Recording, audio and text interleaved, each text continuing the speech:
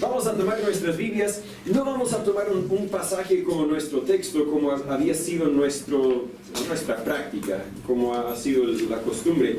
Pero quiero ver varios pasajes distintos y tal vez podemos partir con Romanos capítulo 1. Si quiere buscar Romanos capítulo 1 para partir. En la tarde, durante, no sé, el último mes, un poco más de los últimos 4, 5, 6 semanas, no sé, hemos estado viendo este gran intercambio.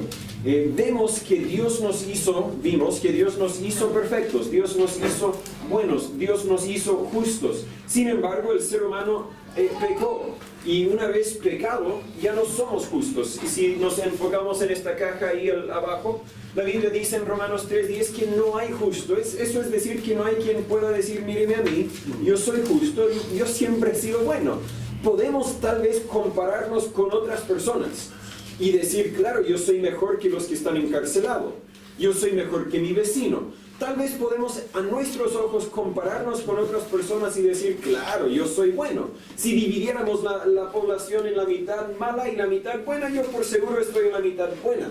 Pero la Biblia dice que al final no importa cómo están todos los demás, Dios nos va a juzgar según la verdad. Y esa verdad es precisamente la palabra de Dios. Juan 17:17, Jesús dice, santifícalos en tu verdad, tu palabra es verdad. Amén. Si no me equivoco es Romanos 2:2 que dice, claro, pero sabemos que el juicio de Dios contra los que hacen tales cosas es según verdad. Un día todos nosotros vamos a morir, lo mencionamos esta mañana. Puede ser que a algunos nos quedan unos 50 años de vida, ¿cierto? Los más jóvenes creemos que nos quedan muchos años de vida. Otros tal vez dirían, bueno, pastor, honestamente tal vez solo me quedan 5 o 10 años. Pero la realidad es que es posible que a alguno de nosotros nos queda un día, nos queda una semana, nos queda muy poco tiempo. Y después de la muerte viene el juicio, la Biblia nos dice en el libro de Hebreos. Y Romanos 2:2 nos dice que ese juicio es según la verdad, y la verdad es la palabra de Dios. Y la palabra de Dios nos declara que no hay justo. Ahora usted me dice, pero Natán, ¿cómo puede ser si yo soy buena persona? Y usted tal vez podría darme su currículo, podría darme una gran lista de los motivos por el cual usted se cree ser buena persona. Y comparado a otras personas, tal vez yo estaría de acuerdo, tal vez yo diría que humanamente usted es buena persona. Pero no tienes que convencerme a mí porque yo no soy el juez. Y la regla no es compararte con otras personas, la regla es compararte con la ley de Dios. La Biblia nos dice que el pecado es transgresión de la ley. No me acuerdo si lo vimos y lo anotamos acá arriba, creo que no. Y en ese sentido, Santiago 2, capítulo 10, la Biblia dice que si alguno guardare toda la ley, pero ofendiere en un solo punto, y seamos honestos, todos hemos ofendido en por lo menos un punto, todos hemos dicho por lo menos una mentira. Si no me cree, observa a mis hijos. No creo que mis hijos son la excepción, mis hijos son como cualquier otro hijo, y claro, van a mentir cuando les conviene, van a tomar lo que no les corresponde cuando les conviene. Cuando creen que papá y mamá no están mirando, van a hacer lo que saben que no deberían hacer, porque así es el hombre, la mujer, la persona natural sin Dios. Si alguno guardare toda la ley, pero ofendiera en un punto, Santiago 2:10 dice, se hace culpable de todo. Estamos todos condenados. Si fuera el juicio a base de nuestro propio mérito, a base de lo que nosotros hayamos hecho, todos estamos destituidos de la gloria de Dios. De hecho, eso es lo que vimos la vez pasada, que estamos separados de Dios. Dios había dicho a Adán y Eva en Génesis 2:17, pueden comer de cualquier fruto salvo el fruto de ese árbol. El día en que comen el fruto de ese árbol, el día en que transgredan mi ley, rompen mi ley, pecan, van a morir. Ahora ellos comieron cuando Satanás tentó a Eva y Eva luego dio a su esposo, a Adán. Ellos pecaron. Y algunos dirían, miren, no murieron, siguieron con vida, y es cierto, siguieron con vida física, pero tenemos que entender la definición de Dios de la muerte, y la muerte es simplemente la separación. Estamos físicamente muertos cuando nuestro espíritu está separado de nuestro cuerpo, de nuestra carne y huesos. Estamos espiritualmente muertos cuando nuestro alma está separado de Dios. Cuando Dios creó al hombre, tenía una relación con Dios. Adán y Eva caminaron con Dios, hablaron con Dios, estaban al lado de Dios. Pero cuando pecaron, Dios vino a buscarlos y ellos se escondieron. ¿Por qué? El pecado los había separado de Dios. ahora estaban espiritualmente muertos, separados de Dios. En Isaías 59:2 la Biblia dice que nuestros pecados hacen división entre nosotros y Dios, para que Él no nos pueda escuchar. En Romanos 3:23 la Biblia dice, por cuanto todos pecaron y están destituidos de la gloria de Dios. Eso quiere decir que el hombre sin una relación con Dios no tiene cómo llegar a donde está Dios, no tiene cómo llegar a donde tal vez quiere estar. En Génesis 3:8, claro, Adán y Eva se escondieron de Dios, y en Romanos 5:10 la Biblia dice que los que hemos pecado, los que no tenemos una relación con Dios, somos enemigos de Dios. Estando en esa posición, estando en esa situación o circunstancia, ¿cómo podemos llegar a tener una relación con Dios? Y eso es precisamente lo que vamos a ver hoy día en la provisión de Dios, que es el Evangelio. Romanos 1:16, si usted tiene el hábito de memorizar algunos versículos, le recomiendo que memorice este. Pablo dice, y podríamos estudiar el contexto para sacar todo el poder, el énfasis de este versículo. No lo vamos a hacer porque solo quiero destacar una verdad muy sencilla y claramente expresada aquí en Romanos 1:16. Dice, porque no me avergüenzo del Evangelio de Cristo, porque es el poder de Dios para salvación a todo aquel que cree, al judío primeramente y también al griego. Oremos antes de seguir. Señor, Padre, gracias por tu palabra, gracias por los que han podido estar con nosotros, pero Señor, yo le ruego, yo le pido que no simplemente lleguemos para disfrutarnos y regresar a nuestras casas igual de la misma forma en que llegamos. Señor, espero que hayamos venido para pedir que usted nos cambie, amén, para que usted nos transforme, cambie nuestro entendimiento, cambie nuestra forma de pensar, ayúdanos a entender esta verdad del gran intercambio que usted ofrece para cualquier que crea en Jesús. Si hay alguno que no ha creído en Jesús, alguno que tal vez sigue apoyándose de sus propios esfuerzos, de su propio mérito, Señor, obra en su vida para que hoy puedan ser salvos. Amén. Los que somos salvos, Señor, ayúdanos a entender tu gran bondad, tu gran misericordia que has tenido con nosotros, que también extiendes a todo el mundo. En el nombre de Jesús le pedimos todo esto. Amén. Romanos 1:16, si puedo tomarlo por partes. Pablo dice, porque no me avergüenzo del Evangelio de Cristo. Es decir, en cualquier momento, en cualquier circunstancia, yo voy a declarar el Evangelio de Cristo. Yo he tenido oportunidades para ir a otras iglesias de otras denominaciones, voy a decir oportunidades. Estando en Chile tenía una oportunidad de estar en un programa de televisión de un predicador en Coronel. De hecho, el programa de televisión en Lota. Y sé que él no compartimos muchas ideas religiosas. Él tiene ideas muy distintas a los que yo creo que la Biblia enseña. Pero él me invitó y claro que acepté. ¿Por qué? Porque no me avergüenzo del Evangelio de Cristo. Si Él me va a dar oportunidad de hablar de lo que yo quiero hablar, claro, voy a hablar del Evangelio de Cristo. La idea era que mañana yo voy a tener una oportunidad de predicar a un grupo de matrimonios. Son como 20 matrimonios, me dicen, de una iglesia aquí en San Pedro, que igual tengo muchas diferencias doctrinales con la iglesia, pero me invitaron a predicar. Voy a predicar y voy a predicar el Evangelio de Cristo. ¿Por qué? Porque es que no me avergüenzo del Evangelio de Cristo. En algunas circunstancias yo con gusto, con gozo, yo le comparto acerca de mi familia, ¿verdad? Le cuento de mi esposa y lo bonito que es y los talentos que ella tiene y mis niños y lo bueno que son y lo malo que a veces son, pero no en toda circunstancia, ¿verdad? Si el presidente me llamara y dijera, oye Natán, cuéntame de tu familia, ¿por qué quieres saber de mi familia? ¿Verdad? No, yo no te voy a contar. Pero el Evangelio, en cualquier circunstancia, a cualquier persona, no me avergüenzo del Evangelio de Cristo. ¿Por qué? Porque es el poder de Dios para salvación. Vamos a regresar a esa frase porque es el enfoque que quería destacar. Pero sigamos. A todo aquel que cree. Este Evangelio no es exclusivo. Es a todo aquel que cree. Si yo tal vez soy jefe de empresa, no sé, tengo un restaurante. Y ayer compramos un pastel, una torta para el cumpleaños de Samuel, que lo celebró cuando yo estaba en los Estados Unidos, pero ahora lo vamos a celebrar como familia. Entonces fuimos y vi que ahí estaban buscando para contratar a un pastelero o un ayudante de pastelero. Ya, yo soy el dueño de la pastelería, quiero contratar a un ayudante de pastelero. Y viene Nelson y dice, quiero trabajar contigo. Yo no le voy a decir, amén, adelante nomás. Yo le voy a preguntar, ¿tienes experiencia en esto? Claro, yo he cocinado antes, no sé, Nelson, perdón, no debo usarte como ejemplo, pero tal vez me va a explicar lo que ha cocinado y yo voy a evaluar si él merece el puesto que yo estoy ofreciendo. En ese caso, si yo le doy el trabajo, será por su mérito. Pero el Evangelio no es por nuestro mérito. Es a todo aquel que cree. Dios dice, aquí está el Evangelio, aquí está la salvación. Y la salvación está ofrecida a cualquier que venga y diga, yo creo.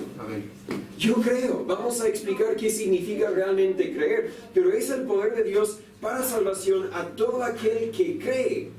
Y cuando dice al judío primeramente y también al griego, creo que hace referencia a lo que la Biblia dice en Juan 1, cuando la Biblia dice que a los suyos vino, mas los suyos no le recibieron en Juan 1:11. Jesús vino a los suyos, el pueblo judío, y el pueblo judío no lo recibió. La salvación fue primeramente ofrecida a los judíos, pero también al griego, porque el siguiente versículo de Juan 1:12 dice, mas a todos los que le recibieron, todo aquel, cualquier, a los que creen en su nombre les dio potestad de ser hechos hijos de Dios. Volviendo a la frase al centro de este versículo, porque es el poder de Dios para salvación a todo aquel que cree.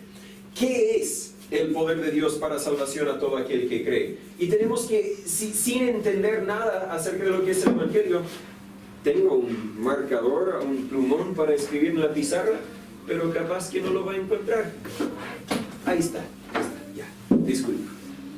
Es el poder de Dios para salvación a todo aquel que cree. Romanos 1:16 es donde estamos. ¿Qué es el poder de Dios para salvación? Es precisamente el Evangelio. Sin entender nada del significado del Evangelio, yo puedo entender que, sea lo que sea, es el poder de Dios para salvación. Es el poder de Dios para transformarme. Es el poder de Dios para darme una relación con Dios. Muchas veces ocupamos palabras de la Biblia que tal vez uno le cuesta entender y la Biblia usa muchos sinónimos para decir la misma cosa. Tener una relación con Dios. Salvación, justificación, perdón de los pecados, reconciliación, etc. Son sinónimos para decir la misma cosa. Lo estudiamos creo anteriormente en 2 de Corintios 5:17. De modo que si alguno está en Cristo, nueva criatura es. Las cosas viejas pasaron, he aquí todas son hechas nuevas.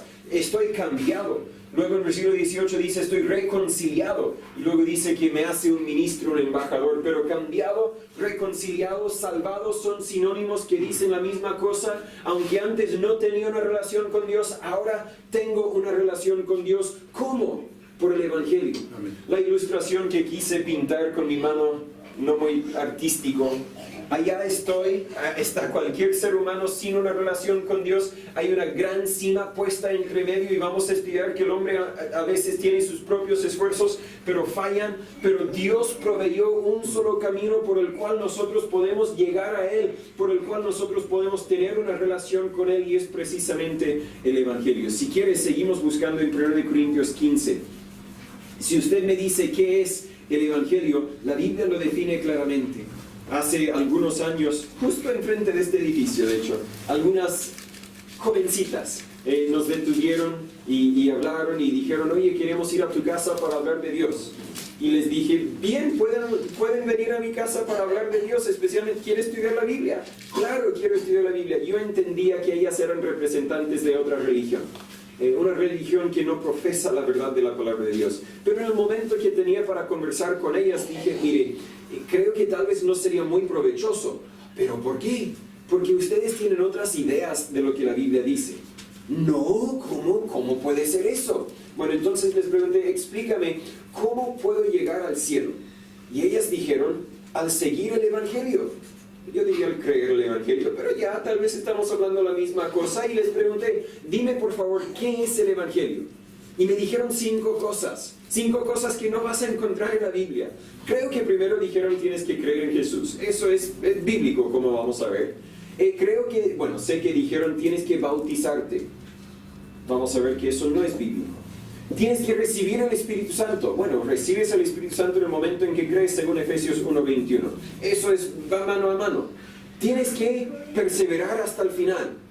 No es bíblico, no lo vas a encontrar en la Biblia. Y dijeron una 5ª cosa que ya se me escapa. Dijeron 5 cosas pero siempre empezaron con tienes que hacer esto, tienes que hacer el otro, tienes que hacer el otro, tienes que hacer el otro. Mientras que la Biblia define el Evangelio, 1 Corintios 15, versículo 1. Pablo escribe y dice, además os declaro, hermanos, el Evangelio que os he predicado, el cual también recibisteis, en el cual estáis firmes. Escúchenme. Les voy a declarar el Evangelio que ya os he predicado. Tal vez hay confusión, tal vez algunos han querido cambiar el Evangelio, pero yo les voy a recordar el Evangelio y la verdad de la palabra de Dios.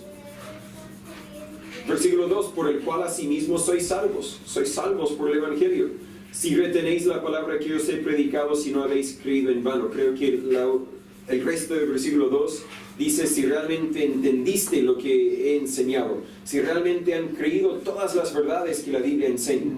Versículo 3, porque primeramente os he entregado lo que asimismo recibí. No lo inventé yo, es lo que Dios me entregó. Que Cristo murió por nuestros pecados conforme a las Escrituras, y que fue sepultado, y que resucitó al tercer día conforme a las Escrituras. Os declaro el Evangelio, que Cristo murió por nuestros pecados conforme a las Escrituras, que fue sepultado y que resucitó al tercer día conforme a las Escrituras. El Evangelio es precisamente la muerte, la sepultura y la resurrección de Jesucristo. En el Evangelio, el resto del capítulo, los siguientes 15 versículos básicamente son testigos quienes vieron a Jesús resucitado. No vas a encontrar algo más agregado al Evangelio. Ese es el Evangelio. Es el Evangelio que es el poder de Dios para salvación. ¿Qué hice yo según esos versículos? Nada. El Evangelio no es lo que hago yo. El Evangelio no es ser bautizado, perseverar hasta el final, ir a la iglesia, ser miembro de una iglesia, dar la ofrenda. El Evangelio no es eso. Eso no me salva.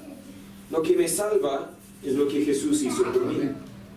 Tenemos un libro que queremos regalar a cada uno que quiere uno, pero es un libro chiquitito que se titula Hecho.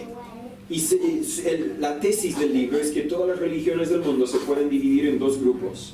Los que dicen tienes que hacer y los que dicen ya está hecho.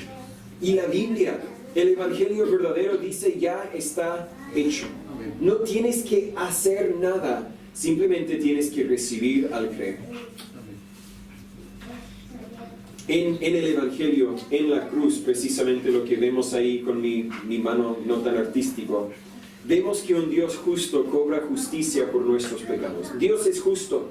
Dios no puede ignorar nuestros pecados.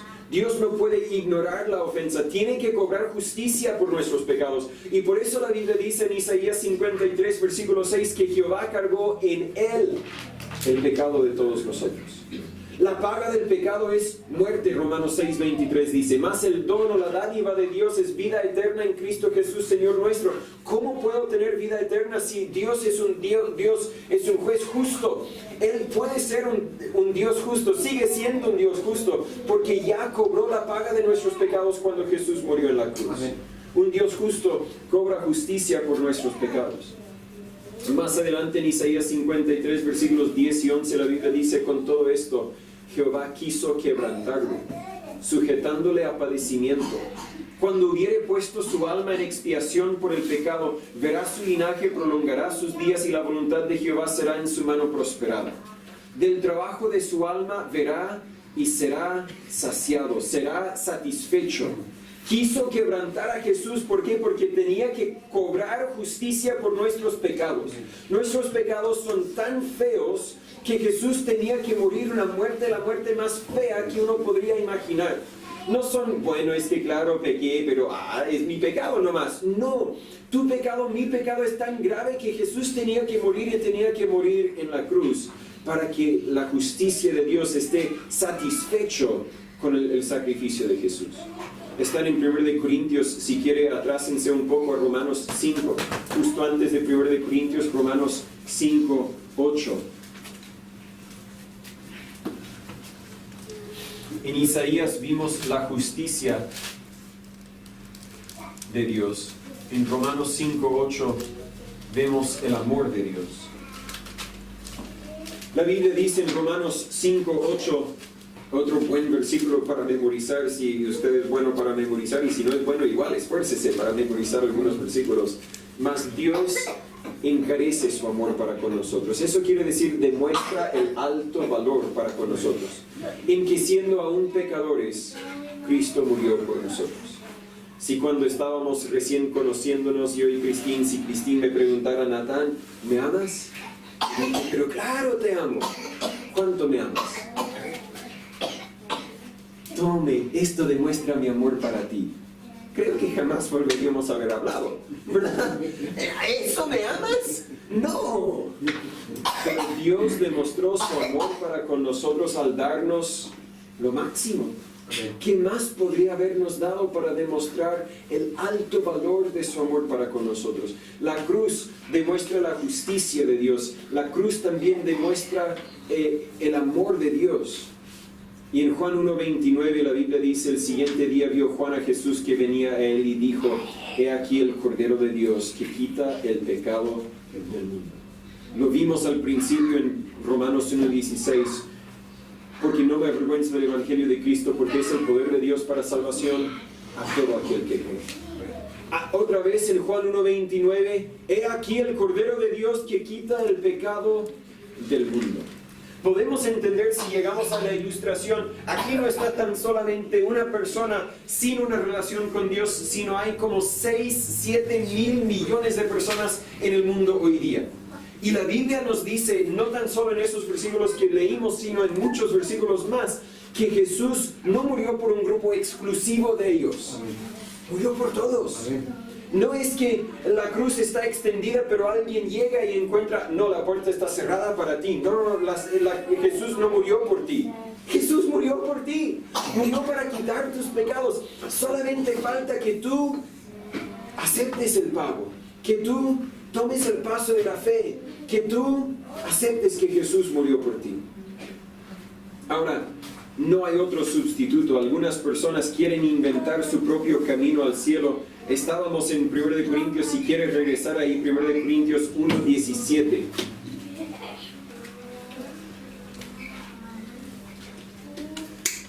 Este no lo he memorizado yo, pero sé dónde encontrarlo en la Biblia, así que si usted quiere compartir el Evangelio con otros, sin duda usted va a encontrar con quienes dicen tienes que bautizarte para ir al cielo. Este versículo claramente, y podríamos ocupar otros pasajes, pero para mí este es el versículo más claro que diga que el bautismo nos salva. 1 Corintios 1:17, Pablo dice, porque no me envió Cristo a bautizar, sino a predicar el Evangelio. No con sabiduría de palabras para que no se haga vana la cruz de Cristo. Otra vez, no me envió Cristo a bautizar, sino a predicar el Evangelio. Sin entender nada de lo que significa bautismo, sin entender nada de lo que significa Evangelio, podemos entender de la gramática de la oración que bautismo y Evangelio son dos cosas totalmente distintas. Si yo te dijera, yo no como camchuy, yo solo como carne. Yo no sé qué es camchuy, estoy inventando una palabra, creo, tal vez es algo verdadero, no lo sé. Pero con mi dicho, si yo digo yo no como camchuy, solo como carne, usted puede entender algo de camchuy. Camchuy no es carne. Y Pablo dice, no me envió Cristo a bautizar, sino a predicar el Evangelio. Sin saber nada más, podemos saber que el bautismo no tiene nada que ver con el Evangelio. Y hay personas quienes dicen, mire, yo no tengo una relación con Dios y quiero tener una relación con Dios, así que voy a caminar por esta vía confiando en mi bautismo para hacerme llegar.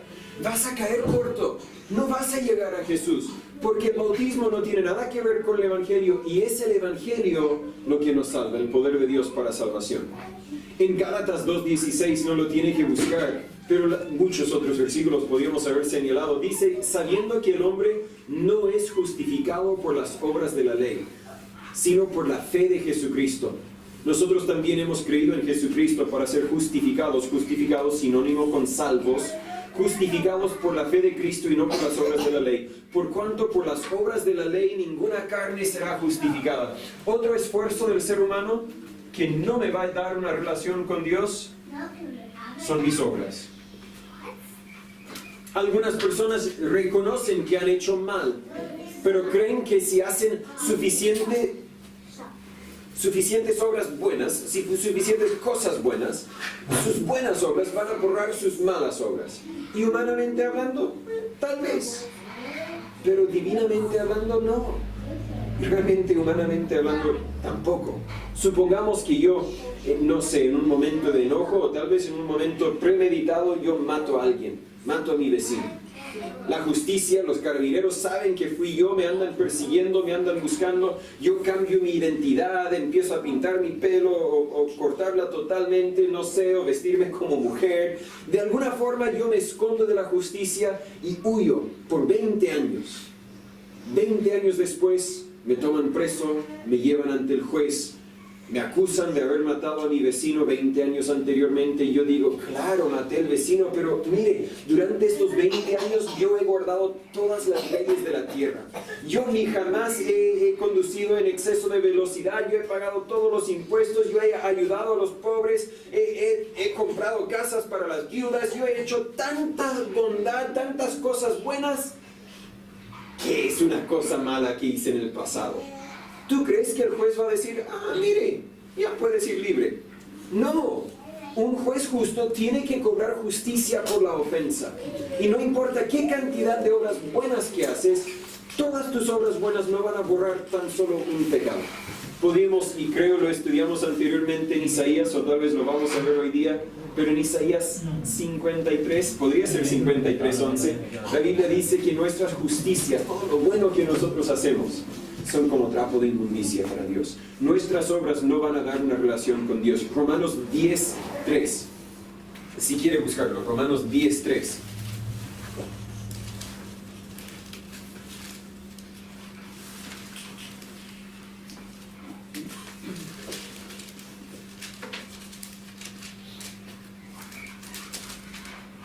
No hay sustituto para el Evangelio, no hay sustituto para lo que Dios ha hecho. Romanos 10:3, la Biblia dice, porque ignorando la justicia de Dios y procurando establecer su propia justicia, no se han sujetado a la justicia de Dios. Vimos, no lo anoté, pero vimos que Dios es justo, sí lo anoté, en Esdras 9:15, aunque podríamos destacar otros versículos también. Dios es justo, Él tiene justicia, nosotros somos injustos. No hay justo, Romanos 3:10 dice, ¿verdad? Somos injustos. Y algunos dicen, voy a inventar mi propia justicia. Podríamos destacar esto o explicarlo en una palabra más común como mi religiosidad, mi religión. Claro, soy pecador, pero mire, soy pecador con corbata. Mire, yo soy pecador en el púlpito. Por seguro Dios me va a dejar entrar. Jesús dijo, muchos me dirán en aquel día, Señor, Señor, en tu nombre no profetizamos, no echamos fuera demonios, no hicimos muchos milagros. Y yo les protestaré, nunca os conocí, apartados de mí, pecadores de mí. ¿Por qué? Porque tu justicia, buscar tu propia justicia no te va a dar una relación con Dios. Hay solamente un camino. Y en Juan 14:10 Jesús dijo, yo soy el camino. Yo soy la verdad y la vida. Nadie viene al Padre sino por mí. ¿Qué hace Dios en este gran intercambio? ¿Qué hace Dios? Pasé más tiempo de lo anticipado en esa parte, pero si no alcanzamos todo lo que quería alcanzar hoy día, para eso existe la próxima semana, si Dios no viene antes. 1 de Pedro capítulo 1, versículos 18 al 20. Si quieren lo pueden buscarlo. 1 de Pedro 1, 18 al 20. ¿Cómo van mis notas ahí? No voy a poder anotar todo lo que quiero anotar. Pero si buscan 1 de Pedro 1, 18 al 20, la Biblia dice, sabiendo que fuisteis redimidos. Redimidos significa comprado de nuestra esclavitud. Liberados, podemos entender salvos. Sabiendo que fuisteis redimidos de vuestra vana manera de vivir, la cual recibisteis por tradición de vuestros padres. Recibimos nuestro estado de no tener una relación con Dios simplemente porque nacimos así. Lo hablamos creo la primera o la segunda semana. Heredamos nuestro pecado, pero también elegimos pecar. Sabiendo que fuisteis redimidos de vuestra vana manera de vivir, la cual recibisteis por tradición de vuestros padres, no con cosas corruptibles, no sois redimidos con cosas corruptibles, como oro o plata. Y hay quienes creen que si dan suficiente dinero a la iglesia, Dios les va a dar entrada al cielo. Eso sería parecido a que si yo llegara delante del juez acusado de matar a mi vecino y le digo, claro, Dios, juez, yo maté a mi vecino, pero mire, aquí he ahorrado 50 millones de pesos, son tuyos y me dejas ir libre. Jamás, a menos de que sea un juez corrupto, y lamentablemente hay jueces corruptos. Pero Dios no es un juez corrupto. Fuisteis redimidos no con cosas corruptibles como oro o plata, sino con la sangre preciosa de Cristo, como de un cordero sin mancha y sin contaminación. Note el versículo 20, ya preordinado desde antes de la fundación del mundo, pero manifestado en los postreros tiempos por amor a vosotros. Estos versículos quieren decir que antes de Génesis 1:1, en el principio Dios creó los cielos y la tierra. Antes de que Dios creara los cielos y la tierra, Dios ya había preordenado que los que van a ser salvos, los que van a ser redimidos por la sangre preciosa de Jesucristo.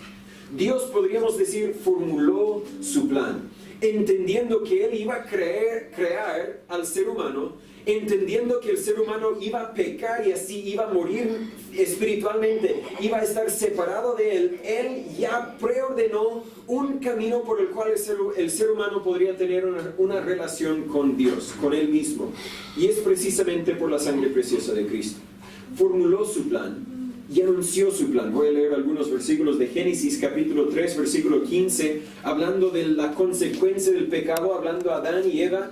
Dijo Dios, y pondré enemistad entre ti y la serpiente y la mujer, Eva, entre tu simiente y su simiente. Él te herirá en la cabeza y tú le herirás en el calcañar. Dios estaba ya anunciando su plan. Satanás, tú vas a seguir tentando, tú vas a seguir atacando a la simiente de Eva, a los seres humanos, podríamos decir.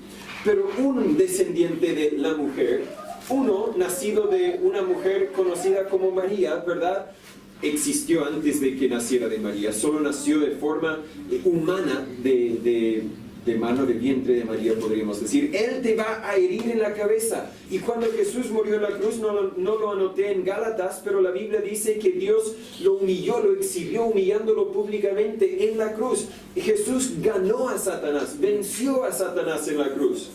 Pero Él sigue hiriendo en el calcañar, sigue molestando, podríamos decir. Dios anunció su plan. Otra vez en Génesis 12:3, hablando con Abraham, Dios dijo, y bendeciré a los que te bendijeren, y a los que te maldijeren maldeciré, y serán benditas en ti todas las familias de la tierra. Algo que vimos esta mañana. Dios promete que habrán cristianos, habrán hijos de Dios en el cielo, de todas las naciones, de todas las tribus, que hablan todos los idiomas, ahí estarán. ¿Por qué? Porque estaba anunciando de que un descendiente de Abraham, Jesús, siendo judío, descendiente de Abraham, podríamos decir, iba a bendecir a todas las familias de la tierra. En Gálatas 3:8 la Biblia dice, y la Escritura, previendo que Dios había de justificar por la fe a los gentiles, predicó antes el Evangelio a Abraham diciendo, en ti serán bendecidas todas las naciones. Cuando Dios dijo eso, Gálatas 3 nos aclara que Él estaba diciendo que un día Él iba a justificar por la fe a cualquier que cree en Él.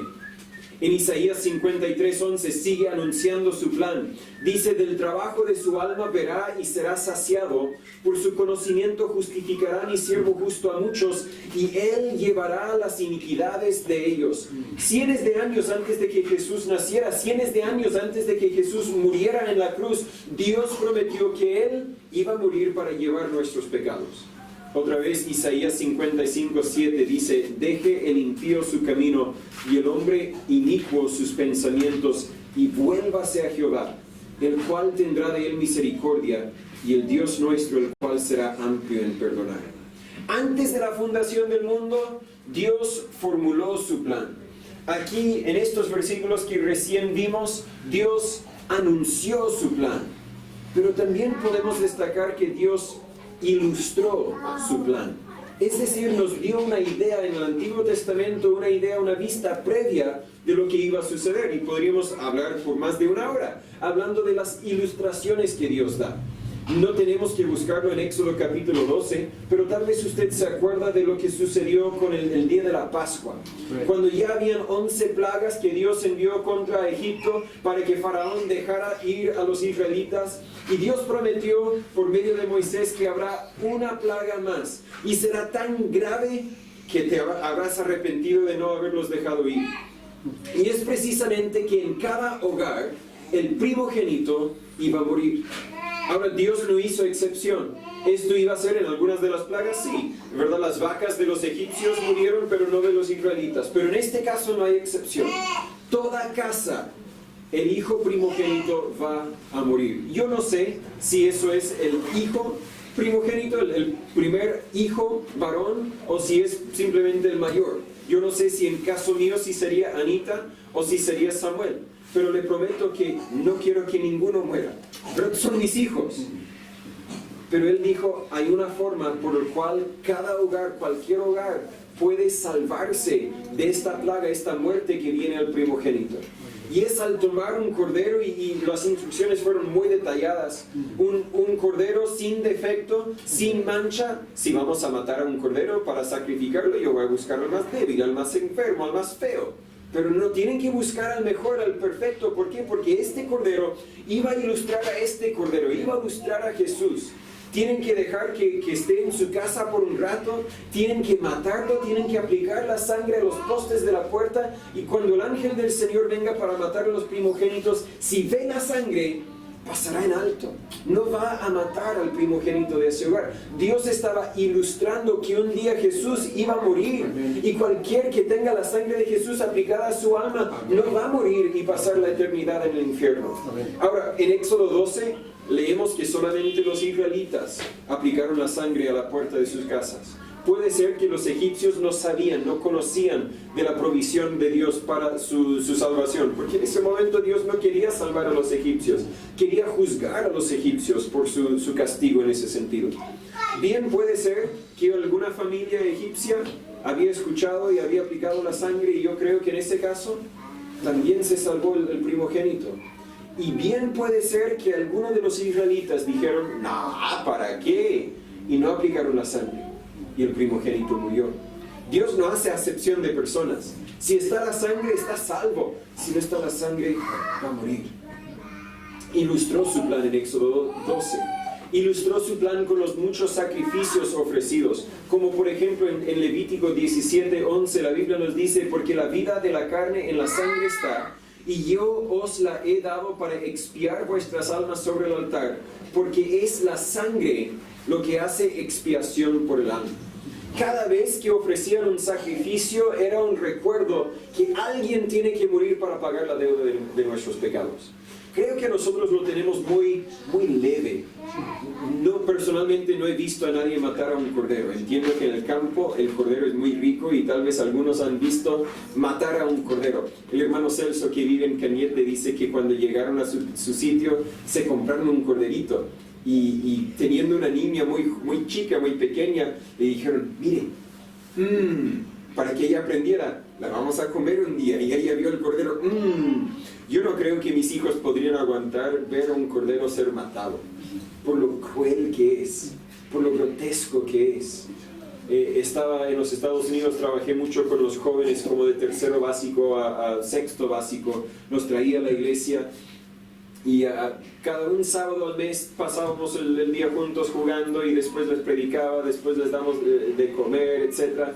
Y yo pensé, por seguro me van a encarcelar si lo hago, pero sería muy impactante traer una oveja, un corderito un día, que los niños jueguen con el cordero, y luego tener a un judío, el que sabe cómo lo hacían, que hiciera un altar, que tomara ese cordero, que le sacara la sangre, que lo pusiera sobre el altar y quemara el cuerpo de ese cordero. Creo que sería muy impactante en los niños. Algunos dirían tal vez abusivo para dejar que los niños vieran tanta tragedia, pero cada vez, y eso era hábito de la vida de un judío en el Antiguo Testamento, para recordarles, así de grotesco es mi pecado para Dios.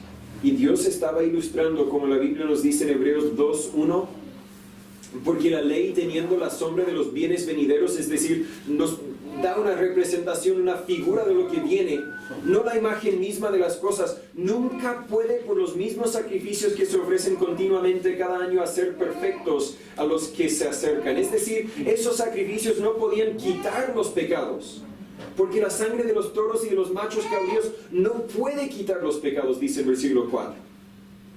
Pero por eso dijo Juan en Juan 1:29, he aquí el Cordero de Dios que quita el pecado del mundo. Él es inocente, Él es perfecto, Él no merece morir, pero va a morir, y va a morir una muerte más grotesca de la que podemos imaginar cuando alguien mata y ofrece como sacrificio un cordero. Pero vino para tomar el pecado del mundo. También vemos que Dios ilustró su plan en Números 21, cuando el pueblo israelita estaba afectado por unas serpientes que venían y mordían, y la gente estaba muriendo por la mordida de la serpiente, pero Dios instruyó a Moisés a hacer una serpiente de bronce y alzarlo, y la Biblia dice en Números 21:9, y Moisés hizo una serpiente de bronce y la puso sobre un asta, y sucedía que cuando una serpiente mordía a alguno, si éste miraba a la serpiente de bronce, vivía. Y es precisamente una ilustración de que aunque nosotros estamos muriendo, mordidos por el pecado, Jesucristo vino, fue alzado en una cruz, murió por nuestros pecados, y cualquiera que ve con fe, cualquiera que cree en Él, será salvo, tendrá vida eterna. Dios formuló su plan, Dios anunció su plan, Dios ilustró su plan, y por último, lo que vamos a ver hoy día, Dios ejecutó su plan. ¿Cómo ejecutó su plan? Ahora estamos tengo la lista acá arriba. Podríamos destacar otra vez en Romanos 5:8, si no me equivoco. Mas Dios encarece su amor para con nosotros en que, siendo aún pecadores, Cristo murió por nosotros. Dios ejecutó su plan al amar a la humanidad. En Juan 3:16 la Biblia lo dice de esta forma: porque de tal manera amó Dios al mundo, que ha dado a su Hijo unigénito, para que todo aquel que en Él cree no se pierda, mas tenga vida eterna. Dios ejecutó su plan al demostrar amor. ¿Cómo es que la cruz demuestra amor? La cruz demuestra dolor, la cruz demuestra tormenta, la cruz demuestra algo feo, grotesco, pero la cruz demuestra el amor de Dios, porque Jesús vino, y como vamos a ver el domingo que viene en la mañana, voluntariamente dio su vida por amor a nosotros. Amén. Dios envió a Jesús en Juan 3:16, porque de tal manera amó Dios al mundo que ha dado a su Hijo unigénito. Dios amó y Dios envió. Dios envió a alguien para tomar el lugar que nosotros merecíamos. En Filipenses 2:7 la Biblia nos revela esta maravilla: Dios se humanó, Dios se hizo humano. Filipenses 2:7 la Biblia dice: sino que se despojó a sí mismo, hablando de Jesús, tomando forma de siervo, hecho semejante a los hombres. Ahora, nos cuesta entender esto, porque nosotros no podemos cambiar nuestra forma, no podemos dejar de ser seres humanos. Pero tal vez nos daría una idea. Muchas gracias una vez más por haber tomado su tiempo para estar con nosotros. Antes de que se vaya, quiero contarle el mensaje más importante de todos los mensajes. Y es la pregunta: ¿cómo puede uno saber si va a ir al cielo o no? Y la respuesta es muy sencilla: nadie va al cielo por sí solo. Nadie va al cielo por ser suficiente bueno. La Biblia nos dice en Romanos capítulo 3, versículo 10, que no hay justo, ni aun uno. No hay nadie quien puede autoidentificarse y decir: míreme a mí, yo soy bueno, yo merezco el cielo. Yo no merezco el cielo, y tú tampoco. En mis propias fuerzas, tal como tú en las tuyas, nunca llegaríamos al cielo. Pero por eso es que Dios mandó a Jesús a morir en la cruz como nuestro sustituto, a tomar la paga de nuestros pecados. La Biblia dice en Juan 3:16, porque de tal manera amó Dios al mundo. Eso te incluye a ti tal como me incluye a mí. De tal manera amó Dios al mundo, que ha dado a su Hijo unigénito, para que todo aquel que en Él cree no se pierda, mas tenga vida eterna. Esa es una promesa de un Dios quien no falla, un Dios quien siempre ha cumplido todas sus promesas, siempre ha cumplido con todas sus profecías, siempre ha sido fiel y siempre lo será. Si usted cree en Jesús, usted recibe el regalo de la salvación, usted tendrá esa vida eterna. Pero creer en Jesús es más que creer que Jesús existe, es más que creer que Jesús es Dios, es más que creer que Él vino a la tierra y murió por tus pecados. Es aceptar que Él es el único quien puede salvarte. Es aceptar también que tú necesitas un Salvador, que tú eres un pecador, que tú mereces el infierno. Pero gracias a Él puedes tener vida eterna. Si nunca has confiado en Él, si nunca le has pedido que Él te perdonara por tus pecados, que hoy sea el día. Si aún te queda alguna duda, por favor, escríbeme, llámame, mándame un mensaje. Quiero ayudarle a conocer la verdad que realmente transformará tu vida verdaderamente. Y es el Evangelio, las buenas nuevas, que Cristo salva. Gracias por su tiempo. Que pase buen día.